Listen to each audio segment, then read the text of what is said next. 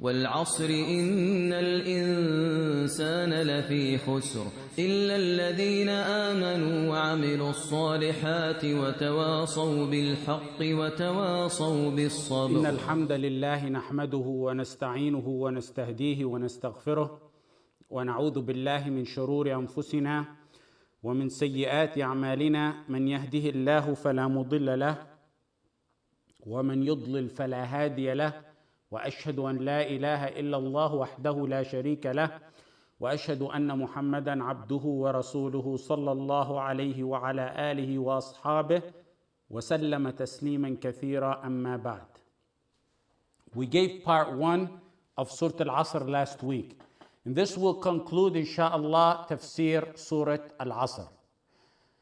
The last point, and this is the proof on the 4 fundamental principles. Surah Al-Asr is the proof on the 4 fundamental principles. The last point we spoke about last week was that Allah gives an oath by that which He wills, and humans only give an oath by Allah. Allah can give an oath by creation, we can only give an oath by Allah. Let us go back to a term, wal-asr. Allah gives an oath to show the value of time by al-asr. Therefore, don't waste time. Keep in mind that the shaitan has tactics in killing your time. That's why when it comes to good, productive stuff that benefits you in the hereafter and even in this world, he casts boredom and laziness on you. Be alert for such tactics and know how to deal with them. If it's something vain or sinful, the shaitan puts joy to it. And that's one of the traps of the shaitan. You find that one, for example, can stand in a parking lot when he sees a friend and he'll talk to the friend, and hours will go by, possibly backbiting or maybe in even just vain talk. Hours go by and one feels as if it's only a few minutes. Maybe even neutral stuff that's talked about, maybe mubah.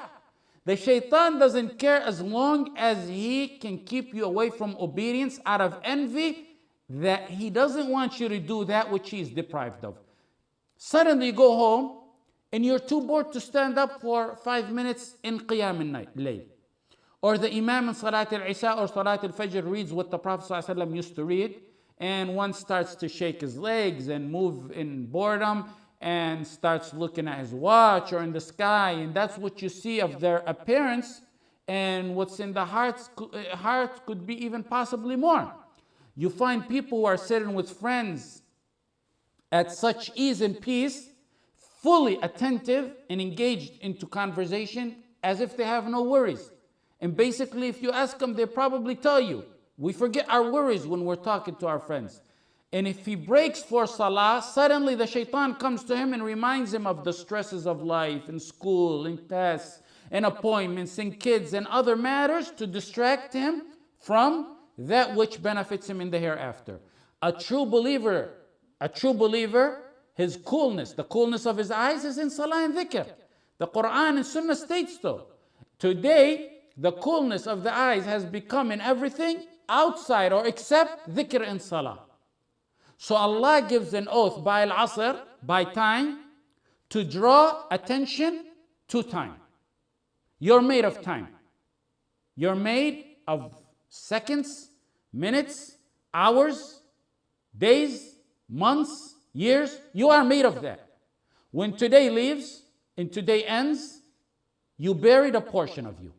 That's what you got to think. When you pray Salat al-Maghrib every day, that's the end of our day. Maghrib after that is the beginning of the following day. You've buried a part of you right there and then. One is like a building. Your age may be 20, you may be 20 stories up, maybe 75 stories high rise. Every day that goes by, a brick is taken off that and placed in the hereafter. Every sunrise and then sundown that you don't gain deeds is a day you'll regret. If it's in haram, we all know that. If it's in normal mubah stuff, it'll be regretted because you didn't gain a higher level in Jannah. You're made up of time. Time passes and we enter Jannah based on what we invested in our time. Wal asr. That's why Allah gave an oath by al asr. Minutes passing are your principal. They're your capital. Every day that passes by, you bury a day out of your life. The next point. What's the subject matter of the oath? What is so important that Allah needed or wanted to give an oath about? What is it so important that He wanted to draw our attention to look into? إِنَّ الْإِنسَانَ لَفِي خُسْرٍ. The subject matter of the oath is that everyone is at a loss. Allah is given an oath on al-asr that man is at a loss. Mankind is at a loss. What's the relationship between choosing al-asr to give an oath by and the fact that everyone is at a loss? Why didn't He give an oath, for example, by one of His many other creations? Right here in this surah. Asr is your life. It's the token of time. And how you use al-asr, your time, is a determining factor if you will be among the winners or among the losers. So it best coincides that time be what Allah uses to give an oath by, and Allah makes the best of all choices. Inna al-insana. Insana, mankind. If you're mankind, this applies to you. Insan is all mankind. There's a dispute. Some said it's the kafir, some said it's all mankind, and it's probably more correct to leave the Quranic verses general like in this one if there's no proof to restrict it, and that was the opinion that Ash-Shanqiti went by. Inna al-insana lafi khusr. Lafi. Lam in lafi is to confirm. We talked about that last week. Khusr. Khusr comes in a noun form. Loss. Instead of a verb. Khusr comes as a noun instead of a verb to give an everlasting, powerful meaning. Allah did not say khasar. He's losing. Allah did not say laqad khasar. He's losing. Allah said khusr in a noun form. Khusr in a noun form. Let me give you an example to better understand how delicate the linguistic words of the Quran were chosen. One can be a millionaire and he loses $1,000. He's a khasir. He is a millionaire. What's $1,000 to a millionaire? He's a khasir. But he's not a total loser because what's $1,000 really nothing, even though he lost, but it's really nothing for a millionaire. Now, if a millionaire, that same millionaire lost billions, now he's in debt, now he's encircled with loss, then the term khusr, complete loss, applies to him. Tremendous loss. He's no longer khasir. He's in khusr. He's encircled in loss. Khusr means complete, total loser, complete, total loss. Encompassed, seized totally by loss, encircled by loss, at loss from head to toe. Another linguistic lesson. Lafi khusr, or is it lafi al-khusr? It's lafi khusr. It's mentioned as a nakira. That's nakira. Lafi khusr instead of lafi al-khusr. There's two reasons for this. Two reasons for this. Khusr as a nakira over al-khusr. It comes to show, number one, how big of a loss. That's why it's mentioned as a nakira, lafi khusr instead of lafi al-khusr.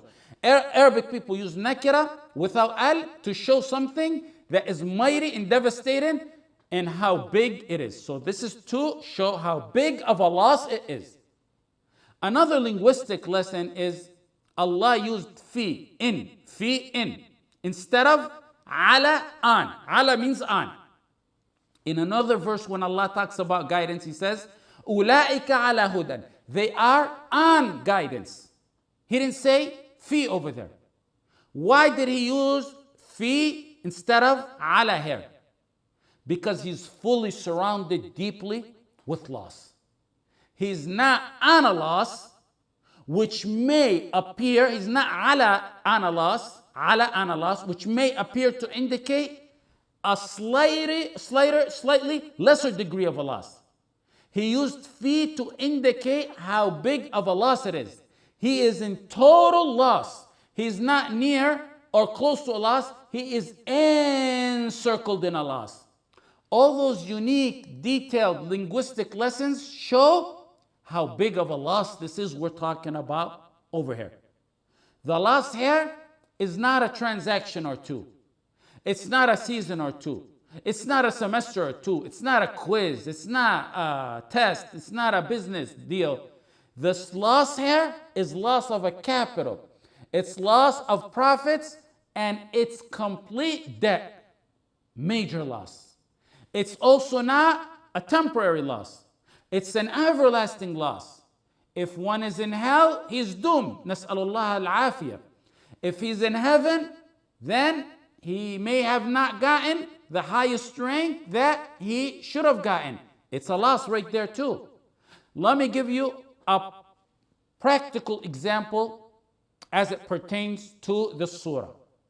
A winner and someone who lost his profits. First one is a winner, then one who lost his profit, and then the third one is one who lost his capital, his profit, and he is in debt. You return from work or school. And since we said al-asr may mean the time at the end of the day when someone begins to think about what he did during that day, you return at night, you visit relatives, you teach your kids Quran, you play with them, you make salah, fard or nafil, you may have relationship with your wife, maybe you review Quran, maybe go online, listen to a lecture, maybe listen to Quran, maybe go out working out with the right intention, maybe even sleeping, taking a nap with the right intention. If you intended and you said, I want to get a few minutes of sleep so I can re-energize after this long day, and so I can wake up for qiyam. It'll help me get up for qiyam.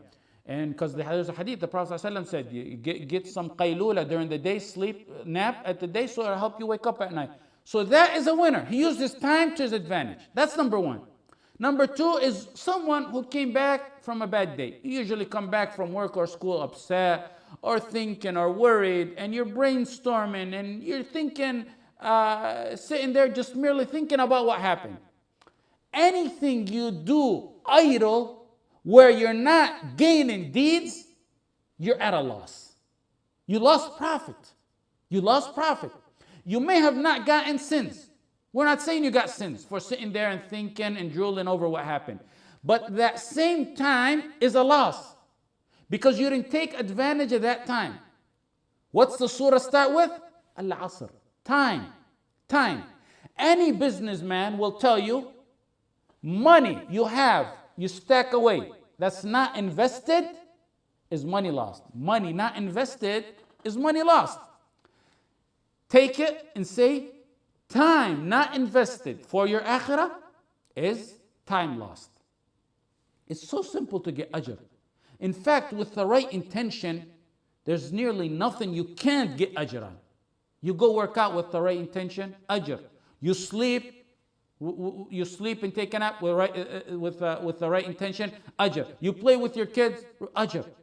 Now the third scenario is one that will return from work, use that time to hang out with his friends. He uses that time to hang out with his friend. Now what's a common epidemic today in settings?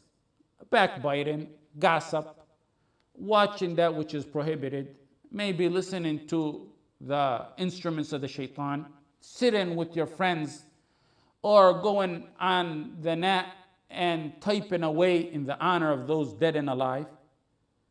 You see and hear of frogs who don't know if they'll wake up Muslim or otherwise, performing dissection and anatomy with their tongues on the honor of people whose destiny is now with Allah.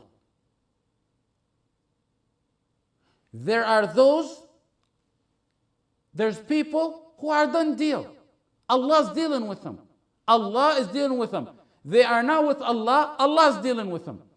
Then you got people who perform dissection on those whose souls are possibly inside green birds tending to the rivers of paradise and eating from the fruits of Jannah and returning to hang on the throne of Allah. All that while some rag is sitting dissecting them with his tongue, does not know he himself whether he will wake up as a Muslim or a munafiq. If Allah prohibited backbiting amongst two people for moments, if two people for just a few moments backbite, it's considered a major sin. That's backbiting and that's a major sin. If it's only for moments and just amongst two people, it's a major sin when it's among two. In the reality, if you think about it, when two people talk about someone, each party departs and possibly forgets that which they said and go about their way. That's major sin in backbiting, even if they forgot about it on the spot. And that's among the major sins. Now imagine a sin like that when it's among a group.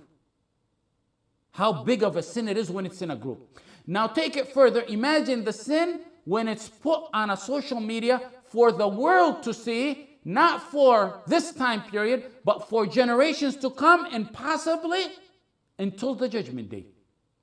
Wallahi, one who truly believes in the akhirah and the punishment of the grave and lets that register in his mind, he would never go to that extreme. One will lie in his grave with torment, season him from every angle for hundreds of years, possibly thousands of years, until the trumpet is blown in for words he posted on the net. He thought they were nothing, but to Allah they were very severe.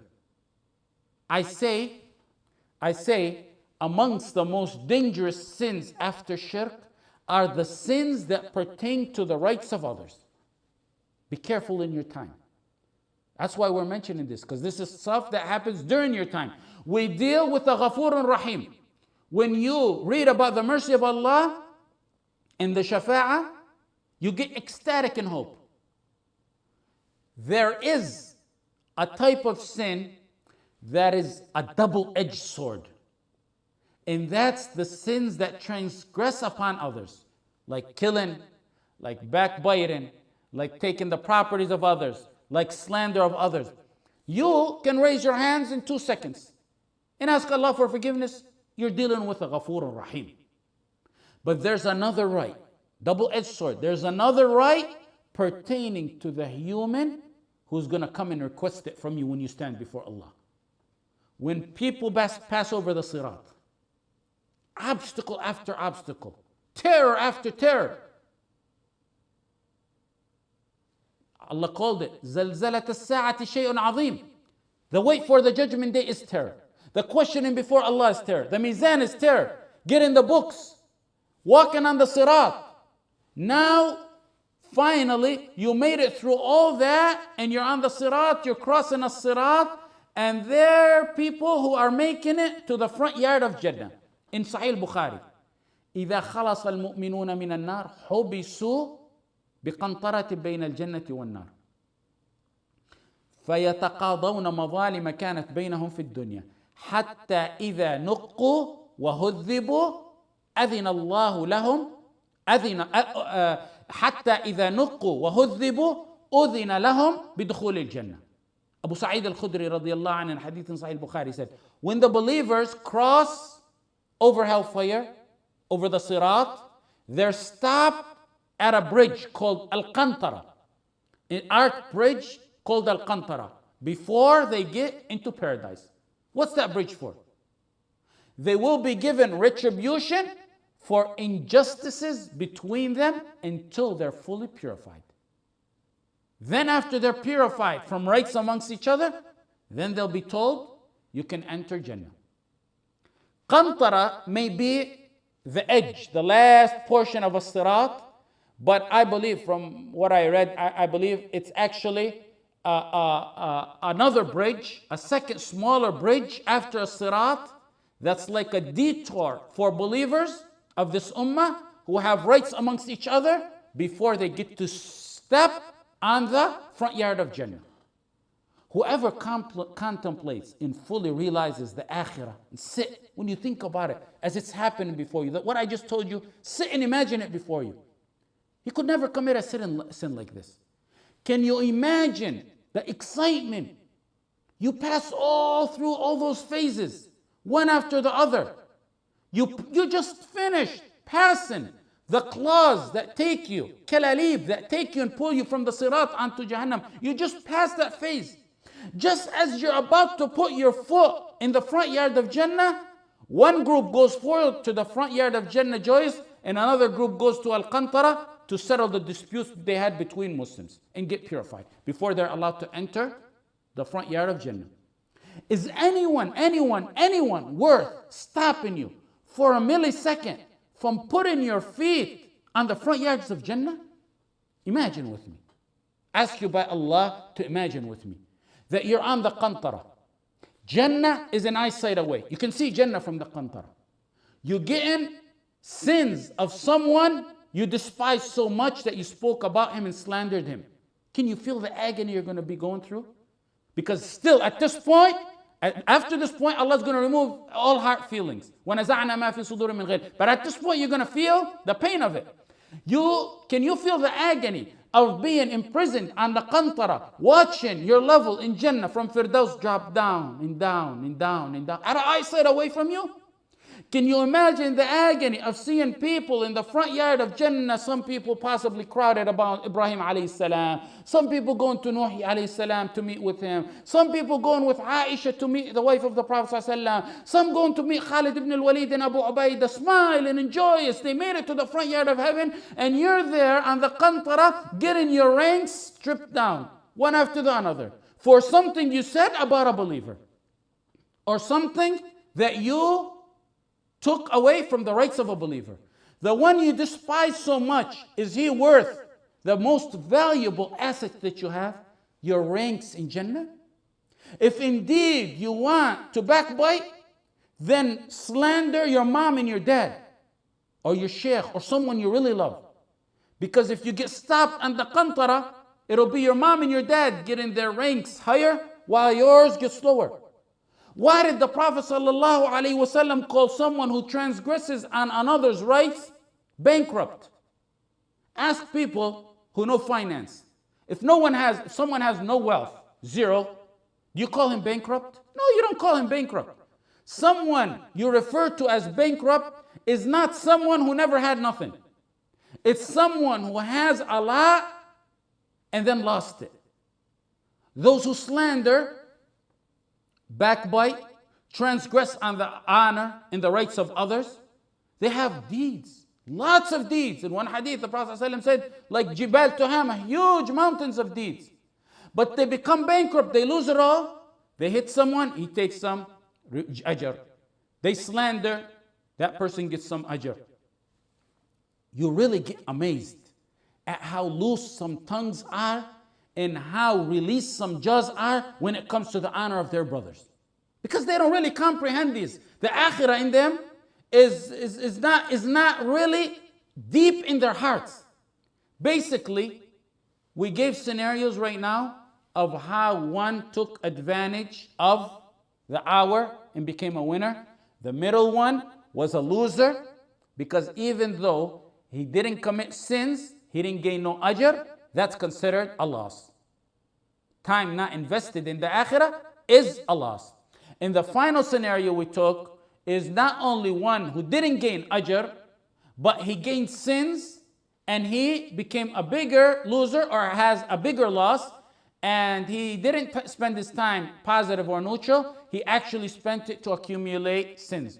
What makes one at a deep loss, lafi khusr, is that he brought this onto himself with his own actions. No one forced him. No one forced him. No one put a gun to his head and told him. It was his choice. And it was his choice through his body parts, and those will be testifying against him on the judgment day. So the first reason for khusr instead of al-khusr is to show how big of a loss it is. That's why it's mentioned in a nakira. The second reason for khusr over al-khusr and mentioned in nakira is tanwi'. That the losses are level. Losses are levels. Look in the Quran. There's many verses. الذين خسروا أنفسهم وأهليهم يوم القيامة. قل هل ننبئكم بالأخسرين وهم في الآخرة هم الأخسرون. So the Quran gives levels of those at loss. You got a khasir and you got a akhsar, meaning they're levels. Not all losers are on the same level. So here it's one khusr completely encircled with loss. That's the second reason for the linguistic use of a nakira khusr instead of al-khusr. وَالْعَصْرِ إِنَّ الْإِنسَانَ لَفِي خُسْرٍ. Okay, the next one. إِلَّا الَّذِينَ آمَنُوا. إِلَّا الَّذِينَ آمَنُوا. Notice how Allah generalized that everyone is at a loss, then drew an exception. Everyone's at a loss, that's the verse. And then He made the exceptions. Illa is the exception. Why didn't the verse state that everyone succeeds and then make exceptions to the losers? For example, why wasn't the verse everyone's a winner except? Why is it everyone's at a loss except? The reason is because the verse goes to reiterate what I mentioned the week before last, that usually the majority are vilified. So Allah generalized based on the fact that the majority are the ones who are astray. I mentioned, not last week, but the week before last, 4 or 5 verses showing that the Quran mentions the majority in a vilified way, and that those people who are on the truth are usually a minority and they're praised. And I mentioned for each side approximately 4 or 5 verses. وَمَا أَكْثَرُ النَّاسِ وَلَوْ حَرَصْتَ بِمُؤْمِنِينَ وَإِن تُطِعْ أَكْثَرَ مَنْ فِي الْأَرْضِ يُضِلُّكَ عَنْ سَبِيلِ اللَّهِ. That's the reality. What Allah stated is the reality, no doubt. That's the Quran. That's the word of Allah, the Creator. The world has 7 billion humans on it. Out of the 7 billion, 1.6 billion are who fall under the name Islam. Out of the 1.6 billion, you got to start cropping out. You got to crop out. You got to crop out those who don't make the salah. Crop out those who have corruption, major corruption in their aqidah, like the major shirk in them. Then you got to crop out the Shia and go on and crop. How much you have left? The Arabic language comes like that. If the majority were hungry and there's only a few who are left, you say everyone was hungry except. الناس جاعوا إلا. If everyone accepted your wedding invitation except 3 or 4 people, you say الناس أتوا إلا. People attended my invitation except, meaning the majority attended. Okay. If most did not accept your wedding invitation, you flip it around. You say, لم يأتي إلا. No one attended except. That's the proper Arabic language. You start with the general majority of something, and then you draw the exceptions. Here, in this, وَالْعَصْرِ إِنَّ الْإِنسَانَ لَفِي خُسْرٍ إِلَّا. Here, it's to show that those at a loss are the majority, which is consistent with the more direct verses we mentioned 2 weeks ago. إِلَّا الَّذِينَ آمَنُوا. Note when Allah said all mankind are at a loss, He didn't tell us why they were at a loss. He did not say they're at a loss because they gamble, because they drink, because they fornicate, and the list goes on and on and on. He didn't say that. He didn't give us the details of why they're at a loss. He could have said, وَالْعَصْرِ إِنَّ الْإِنسَانَ لَفِي خُسْرٍ الَّذِينَ أَشْرَكُوا وَزَنَوا وَقَتَلُوا وَنَهَبُوا. And he could mention characteristics of those, why they're at a loss. Instead, Allah told us the exempted and those who are exempted and the qualities of the winners. He went to tell us the quality or the outlines of the winners instead of telling us the details of those who are at a loss or the losers. Why? Because speaking about the losers is endless. It'll go on forever and ever. So many characteristics, so many types. There's many reasons for being a loser, but the outline for being among the winners, the ones who are successful, is simple. It's a simple, easy outline to follow. What are they?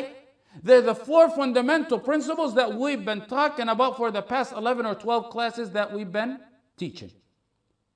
That's why the Quran, in other verses, speaks about the straight path as a singular path. And even in some hadith, it's a single path. It comes in singular form. When he speaks about other paths, it comes plural.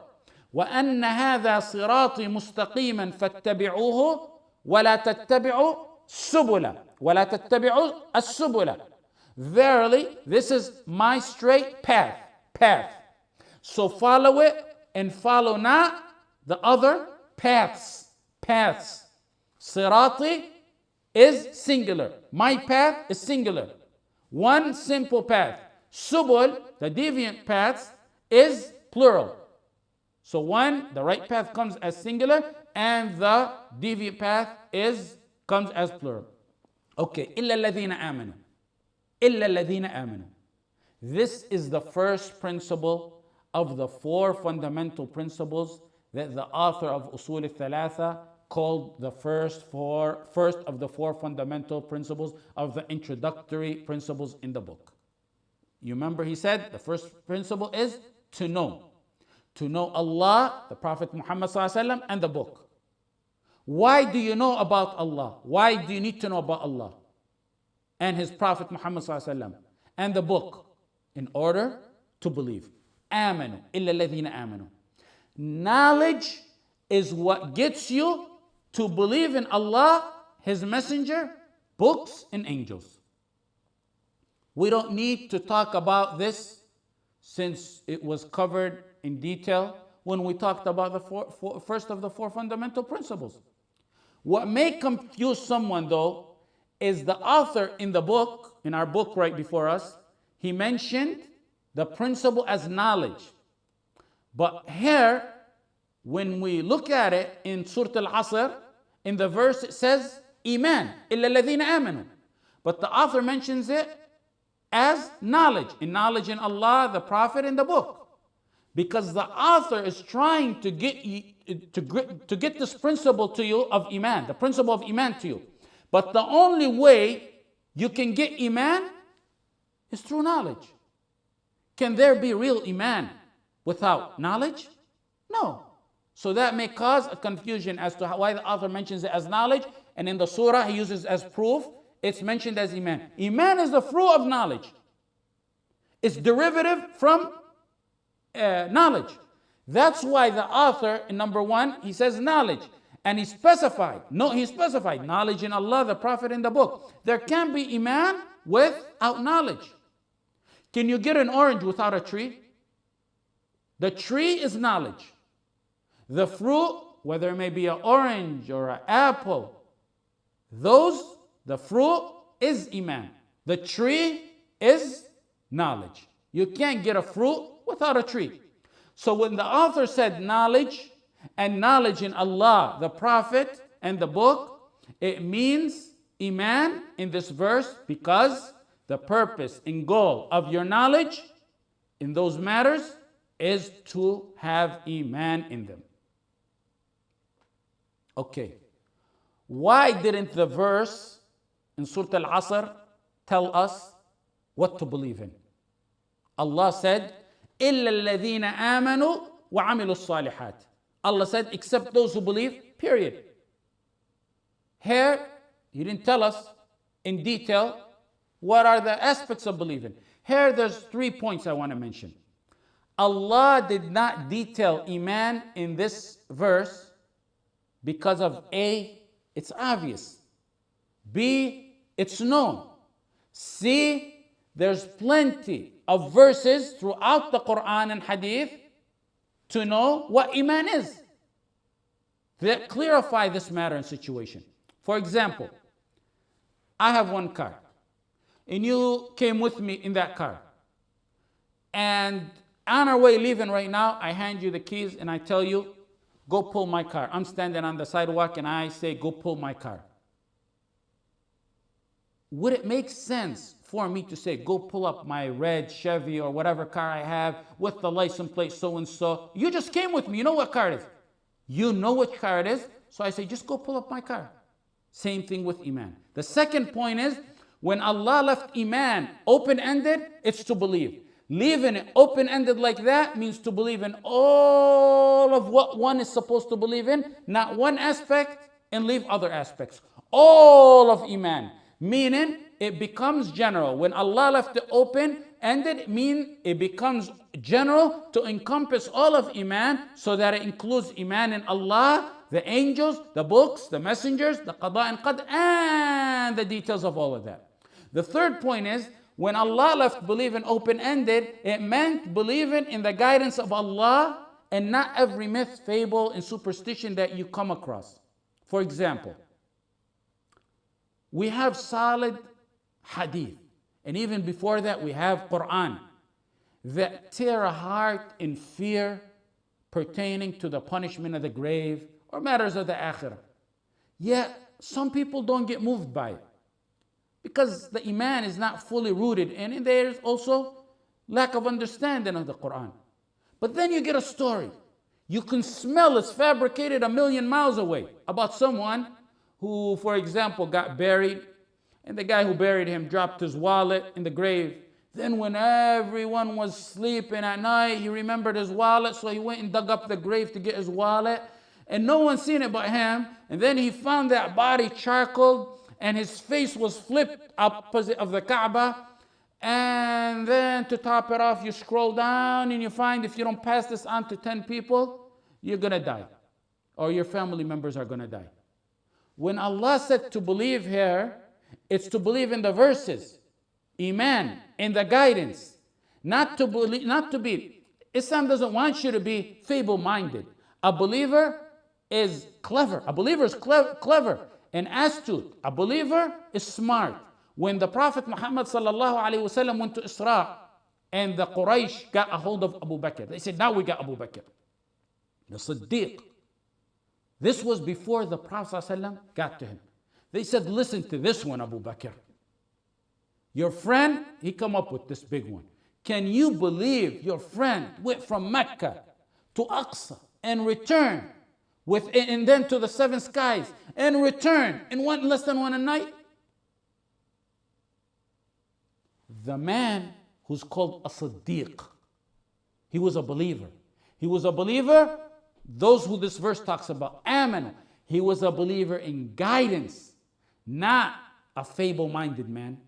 He set the rules straight, and he said the statement straight in a few words. He said, if he spoke it, it is the truth. إن كان قال فقد صدق. Meaning, you guys are probably liars. But if this really came from the Prophet Muhammad sallallahu alaihi wasallam, it's true. It's done deal. If it's in the Quran, if it's in the authentic hadith, whether it enters your mind or doesn't enter your mind, we really don't care about your mind. But don't be gullible to believe in everything you hear. إلا الذين آمنوا وعملوا الصالحات. عملوا الصالحات. Those who do good deeds. This is the second one. آمنوا, the first one is believe. عملوا الصالحات. Do good deeds. Allah in 51 verses directly combined between Iman and good deeds. Iman must have actions and conduct. Note the order of how action comes after knowledge. There can be no good deeds except after Iman, which cannot happen without knowledge. So knowledge, then Iman, 1 and 2, or you can put those at the same level actually. And then the next one is to act on it. This is proof that there's no Iman without action. Those you confront about performing actions of Islam, and then you get the answer always, Iman is in my heart. The Quran, when combining between amanu wa amilu salihat 51 times, in reality declares them liars. Those are liars. We're not talking about someone who said his shahada in dhuhr and before asr he died. And you say, oh, is he a Muslim or not? He didn't have the opportunity to exercise any of the actions in Islam. We're not talking about exceptional situations like that. Exceptional situations where the timing of any obligatory act never occurred. We're talking about deceivers who live a lifelong time void of deeds, and when you approach them, they say, Iman is in my heart. Iman is like a seed. It's like a seed in the heart. And it's also like a seed when you want to grow a flower. If you don't give that seed water, if you don't care for it, if you don't nourish it, what happens to that seed? That seed dies. It never grows. If that seed stays there for 2-3 weeks with no action, no care for it, that iman, that seed, dies and becomes worthless. So you need deeds to liven your heart. Al-Iman hayat al-qulub. Al-Iman hayat al-qulub. Iman is your internal life.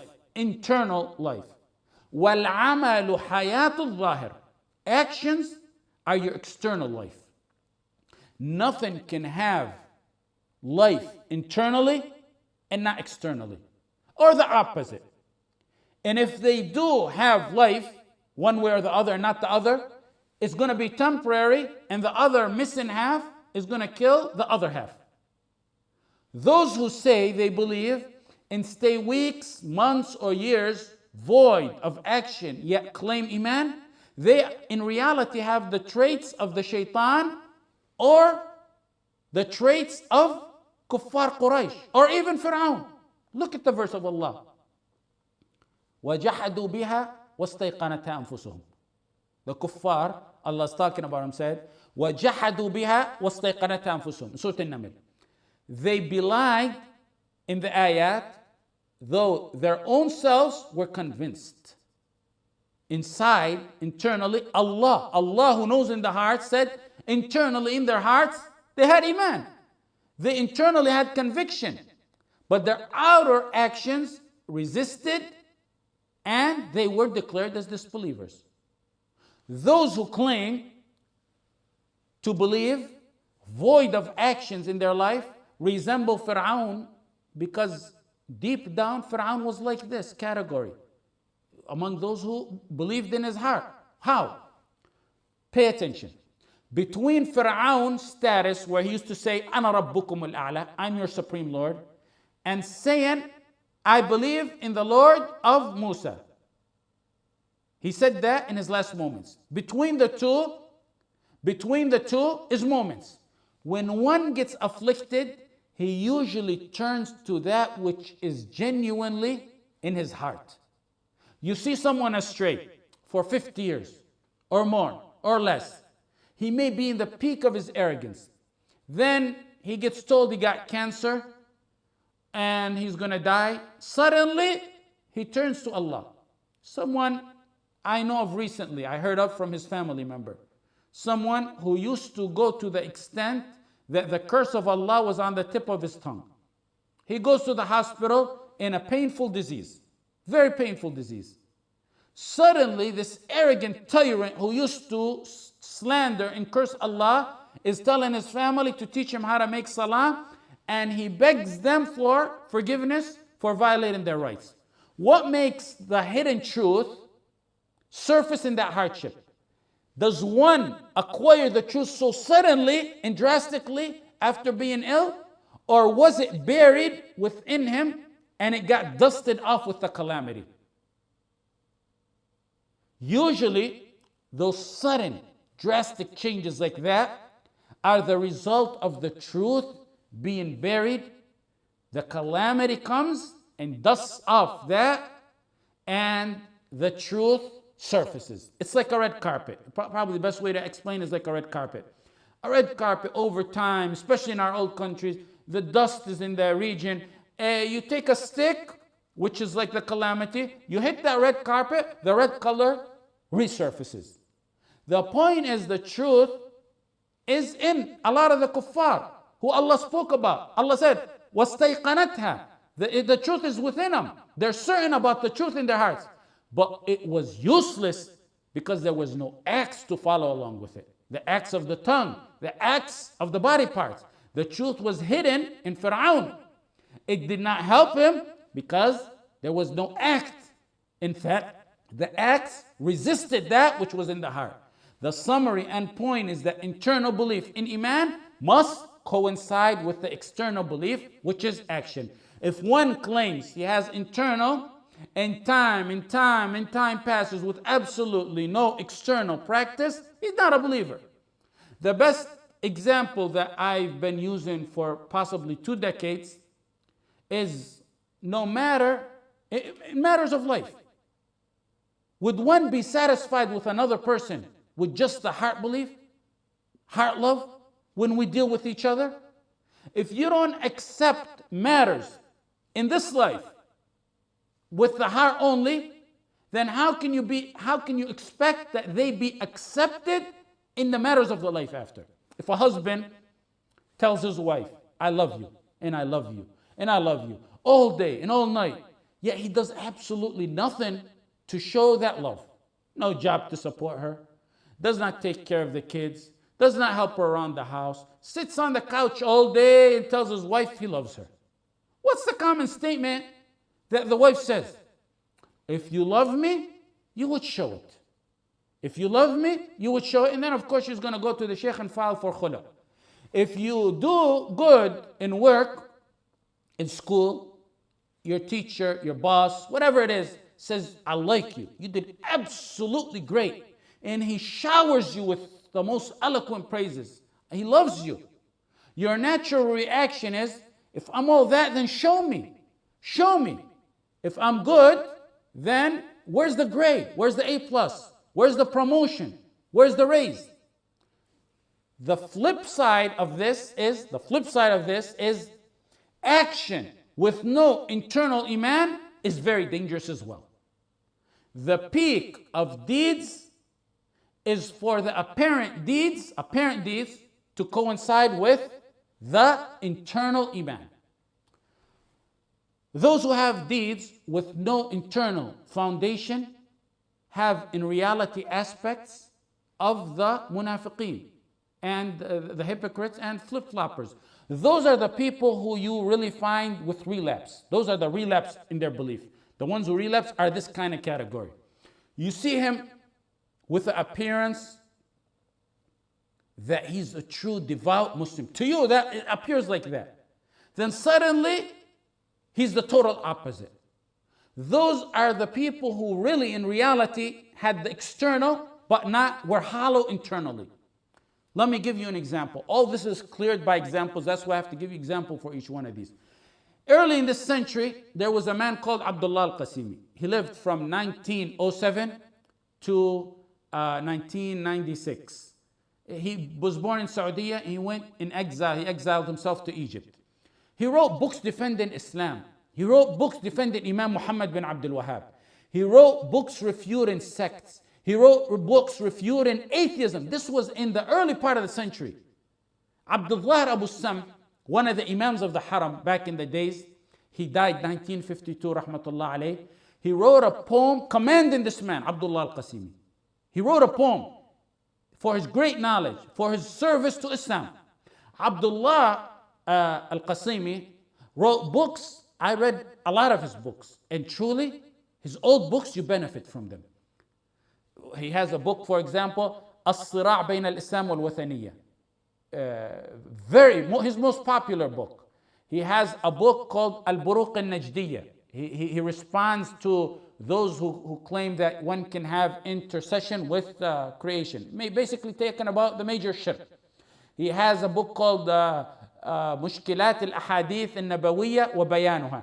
He responds very eloquently to atheists who claim reason over proof.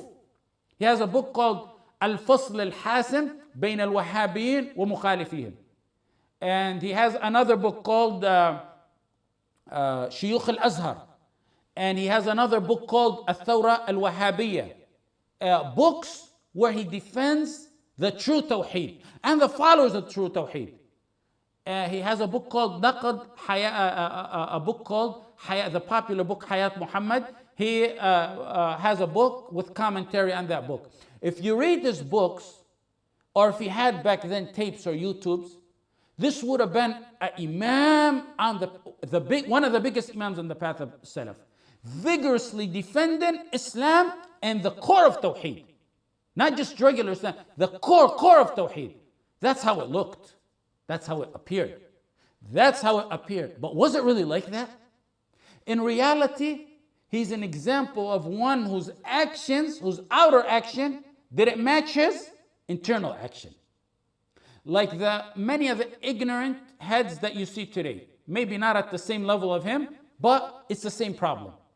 Those who went from apparent talk of ayat and hadith and tawheed and sayings of the salaf, they went from that 15 years ago to suddenly they're now modernists or right at the border of being modernist. From uttering Quran and Sunnah to being more like now political analysts worthy of, instead of talking Quran and Sunnah, they're worthy of taking the position of John King on CNN. Some whose present day recordings refutes their recordings 15 years ago. And 15 years ago recordings refute their present day talk and writings. Those are the people, both in the East and the West. They're available in the East and the West.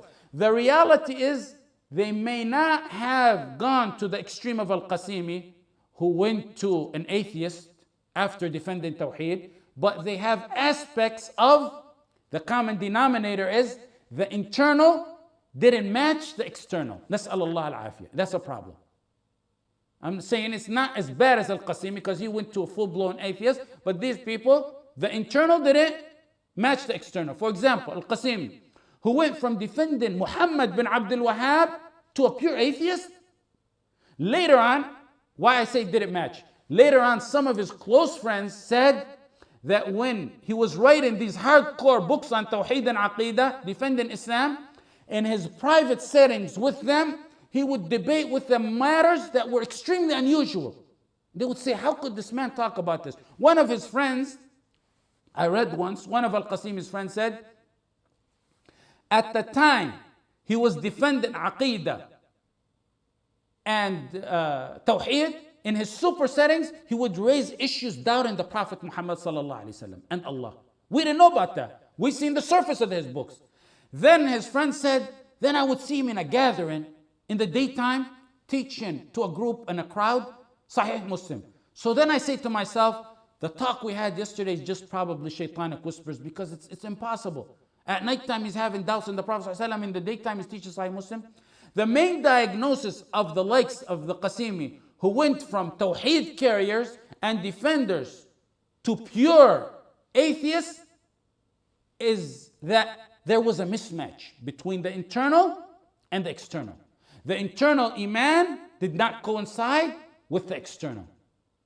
When you're asking, ask Allah like the Prophet sallallahu alaihi wasallam. Ya muthabbita, ya muqallib al-qulub, thabbit qalbi ala dinik. The authentic hadith that the Prophet sallallahu alaihi wasallam used to make a dua in a Jami' al-Saghir. Oh Allah, the turner of the hearts, keep my heart firm on your religion. In reality, that dua means keep my internal and my external running at the same path so I can be and remain steadfast on the Tawheed. إِلَّا الَّذِينَ آمَنُوا وَعَمِلُوا الصَّالِحَاتِ. عَمِلُوا الصَّالِحَاتِ finally is good deeds. عَمِلُوا الصَّالِحَاتِ is good deeds. Act on Islam. This is the second characteristic of the aspects of saving you from being among those that are lost. This includes every kind of deed, both the internal actions of the heart, that's included, and the external, by your tongue, your hands, and body parts, that is all included. Any deed is included in this verse, Amilus Salihat. Whether it may be ordained, whether it may be a sunnah, whether it may be a right of Allah, whether it may be a right of human being, all of that is included in Amilus Salihat. Amilus Salihat encompasses all deeds, heart actions and body actions. وَتَوَاصَوْا بِالْحَقِّ وَتَوَاصَوْا بِالصَّبْرِ. Advise and recommend to one another with truth and patience. وَتَوَاصَوْا بِالْحَقِّ وَتَوَاصَوْا بِالصَّبْرِ. These are number 3, number 4 of the 4 fundamental principles. Iman is not like a rock. They find rocks thousands of years old and they find it just like it was. You can have a rock and you put it for centuries to come and it never changes. Iman is not like that. It would be nice if Iman like that, but Iman is not like that. Iman fluctuates. And there are forces behind that fluctuation, behind that change. You have the force of a nafs. Inna an-nafsa la'ammaratun bis-su'. And you also got, number 2, there are 3 things. Shayateen al-ins. And then you got shayateen al-jinn, which are mentioned in the Quran. These forces are out to get you. Sometimes one of them attacks you. Sometimes 2 attack you. And sometimes you got all 3 on you, attacking you to misguide you. Sometimes they attack you with full force. Sometimes they attack you lightly. So how do you keep all these forces in check? 2 ways. تواصوا بالحق وتواصوا بالصبر. Advice and recommend in truth and patience. Your Muslim brothers, help you restrain, and your Muslim sisters, help you restrain the evil nafs, the temptation of the shaitan, the temptation of the jinn, and the ins, the evil ins that instigate you to do haram. By how? By the righteous advising you. You need your brothers because when one is alone, he melts. If you have 10 cups and you put 1 ice cube in each one of those 10 cups, then you have 1 cup by itself and you have 10 cubes in that cup. Which one melts faster? When each one is individual, it's going to melt faster. تواصوا بالحق وتواصوا بالصبر. Why did Allah say تواصوا instead of أوصوا? Why did Allah say تواصوا instead of أوصوا? The reason for the word تواصوا rather than أوصوا is it was used because advising and recommending the truth and patience is not directed to a certain category of believers. It's for every believer, for every group, for every category. Tawasaw is da'wah. Da'wah is not a monopoly, nor is it exclusive. It's not for a certain category over another. It's not exclusive for some over another. Had it been also, then yeah, it may have been directed to a certain group. But when it's tawasaw, it means it's open for all. It's the duty of all. It's the duty of all what? It's everyone's duty to advise and everyone's duty to accept advice. That's what tawasaw means instead of also. There's no one better than another in this ordeal.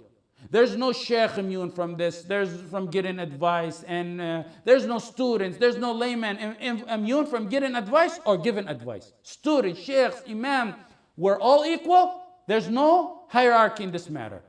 Everyone in this we're all together in this matter. Like some countries, for example, they have the agency called the Agency of Propagation, the Virtue,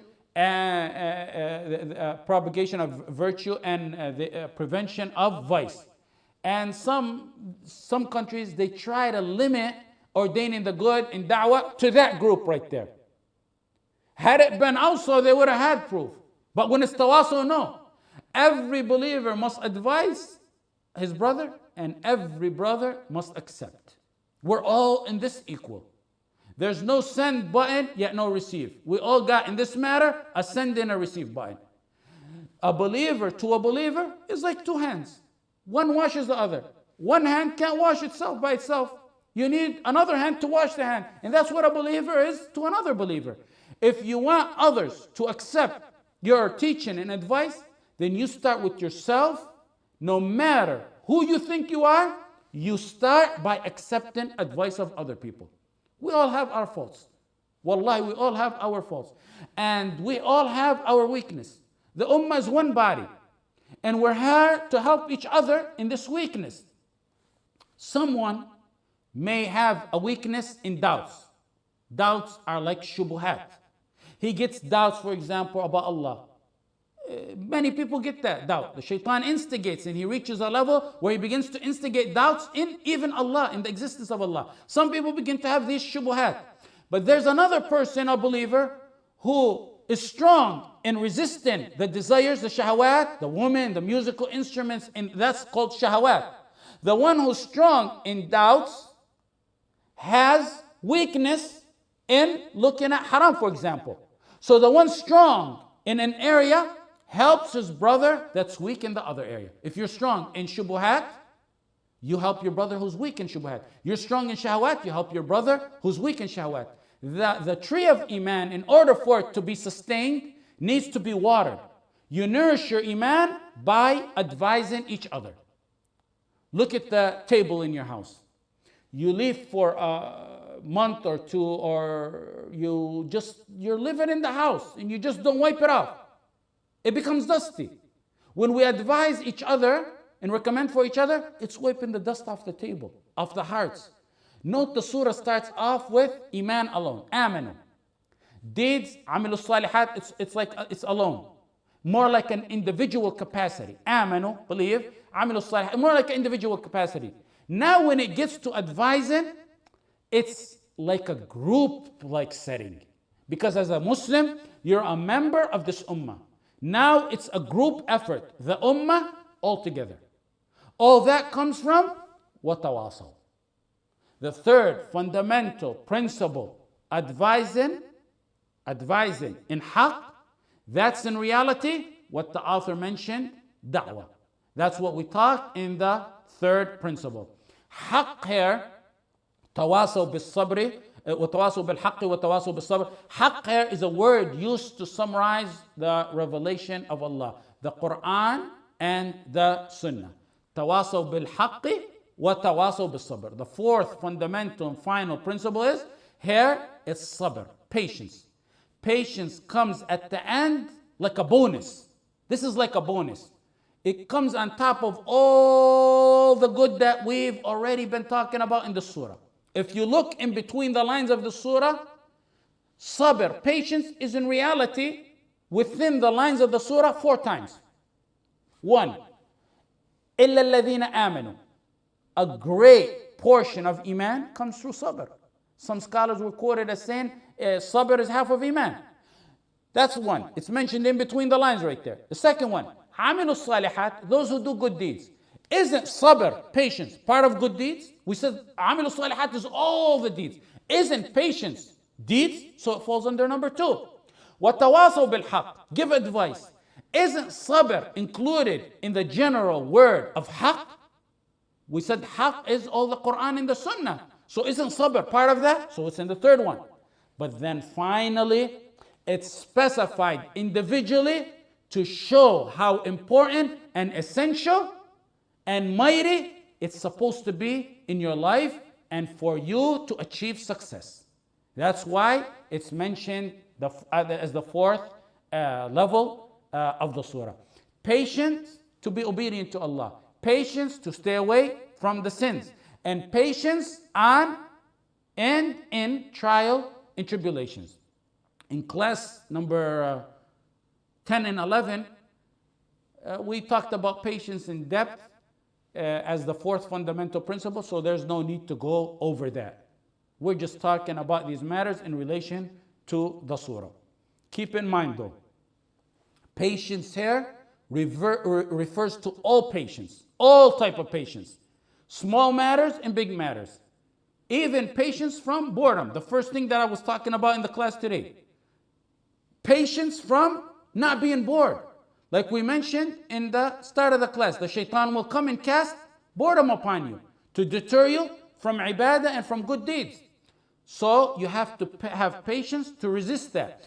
Also, you have to have patience in what you're all doing here. What you're doing here. You have to have patience in learning, to learn. And everything. For example, in ibadah, if you take a huge jug and pour it over a plant, and you finish that jug, and leave it, what happens? Or is it better to go to that plant and every day pour a cup or 2, and then the next day pour a cup to do? Which one is a better scenario? to pour that huge jug and just leave it, or every day pour a cup or two. That plant will never survive if you pour the whole jug and just leave it. You must pour a cup or two for it to stay alive. Among the shaitanic tactics is that sometimes he lets one go forth in some ibadah. Someone newly to Islam, or he may listen to a khutbah or a lecture. Suddenly he wants to do qiyam from Isha to Fajr. That's why in my talk on the ultimate pleasure of a believer, the one on qiyam, I said start, but start slow and gradual. Matters that start gradual and continue are better than that big lump sum that you do at one time and that's the end of it. That big jug that you pour and just leave the tree. The shaitan may let one do qiyam all night so he can pour all the water he has. So the next day and following days and weeks and years, he won't do nothing. Islam is a step-by-step process. So you have to have patience to resist boredom in the shaitanic tactics in ibadah. Like ibadah, for example, you need patience in what you're doing here. What you're doing here is learning. You see someone coming so eager and passionate about learning, then a few months later, that passion for learning Islam and Tawheed and all that suddenly dies and fades away. You need patience, that's why. Sometimes there's a reason behind it, and sometimes it's totally from the shaitan. I know many who, for example, want to go to Medina. And there's an application process. They're passionate about applying. And time goes by the time they send their papers in and by the time they get accepted. By the time they get accepted, their passion for talab al-ilm has faded and died away. And they don't want to go no more. That's why Al-Khadr kept telling Musa in the Quran, إِنَّكَ لَن تَسْتَطِيعَ مَعِيَ صَبْرًا. You're here in a noble cause, talab al-ilm. So you need patience. You don't learn Islam overnight. It requires persistence and patience. Sometimes you must be patient with your teacher. You got to take that. I've sat in front of some shuyukh 4 years, I can remember one of them. I don't remember, I've seen a smile on his face. And if you ask him, when you ask him, and you have to ask him, the chances are slim that you're not going to get scolded and embarrassed. But that never caused us to leave their sight. Let me tell you, Sheikh Ahmed Bataf asked a famous Sheikh, Dr. Nasr al-Aql. Nasr al-Aql, he has a master's and PhD in Aqidah. Very knowledgeable in Aqidah. He taught generations. He was asked, who's the most knowledgeable in Aqidah? This Sheikh Ahmed, is asking Sheikh Nasr al-Aql, who's the most knowledgeable in Aqidah? Sheikh Nasr al-Aql said, I don't know anyone on the face of this earth more knowledgeable in Aqidah than Sheikh Abdullah al-Ghunayman. He has a PhD. Sheikh Abdullah al-Ghunayman. I actually believe that to be a very accurate statement.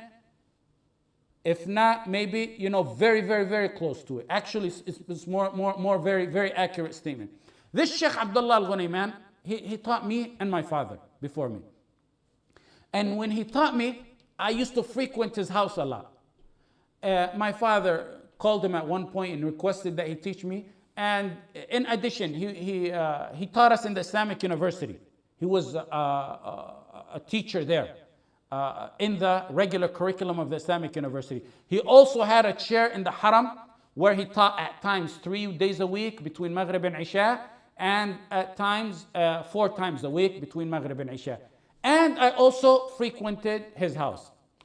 I may be mistaken. I don't want to put this on my account, but looking back at it, I don't think I've ever seen him ever smile during my stay with him or my study with him. I actually once took a friend with me to his house. I was going to go learn something, and I took a friend. I tagged along a friend with me. My friend, when we were talking, he asked a question, and he got scolded real badly. When we got back in the car, he said, don't you ever bring me here again. He was tough. He was tough, and it's, inshallah, it's because he wanted to raise people properly. Maybe it's his nature. I'm there to learn from this giant, and that's what it is. May Allah grant him and my father a long life full of deeds and barakah. The point is, one needs patience in every aspect of learning. Today, if you don't baby your students, one loses patience suddenly and he's gone.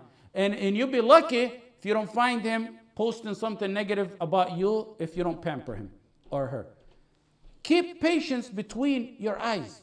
It's a journey. You're a journey on talab al-ilm, and you need patience for it. And that is what you gotta keep. إلا الذين آمنوا وعملوا الصالحات وتواصوا بالحق وتواصوا بالصبر. The final comment for the deep students of knowledge is it pertains to the comment the author mentioned at the end of the surah.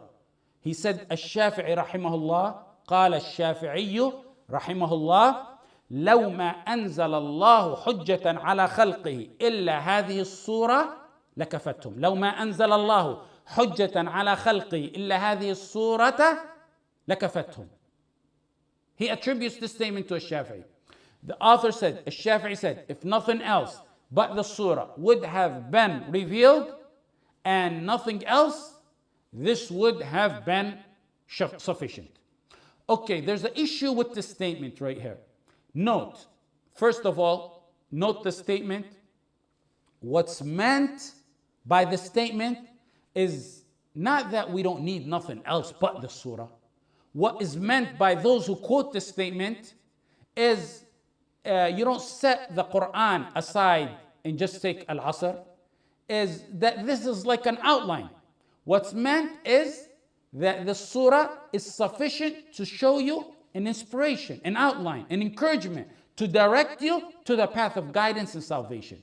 That's what they mean when they quote this quote.